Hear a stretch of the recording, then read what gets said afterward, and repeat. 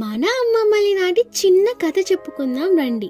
ఒక ఊరిలో గురువుగారు శిష్యుడు ఉండేవారు. గురువుగారు ఒకరోజు తన శిష్యుణ్ణి పిలిచి 4 మొక్కలు చూపించారు. ఒకదాని తర్వాత ఒకటి పీకమని ఆజ్ఞాపించారు. మొదటిది అప్పుడప్పుడే ఆకులు చిగురిస్తున్న చిన్న మొక్క కాబట్టి ఎంతో సులభంగా పీకేశాడు శిష్యుడు.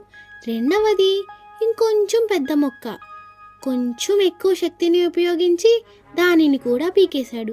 మూడవది ఇంకా పెద్ద మొక్క, తనలో ఉన్న శక్తిని అంతా కూడేసుకొని దానిని కూడా పీకగలిగాడు. నాలుగవది పెద్ద చెట్టు, ఎంత ప్రయత్నించినా దాన్ని పీకలేకపోయాడు. ఇదంతా చూసిన గురువుగారు నవ్వుతూ అన్నారట, నాయనా శిష్య, మనలో చెడు అలవాట్లు కూడా ఈ మొక్కల లాంటివే. అవి చిన్నగా ఉన్నప్పుడే తొలగించడం సులభం. అవి పెద్దగా ఒక వృక్షంగా మారాయో మన నుంచి వాటిని వేరు చేయటం చాలా కష్టమని. అందుకే అన్నారేమో, మొక్కై వంగనవి మానై వంగునా అని.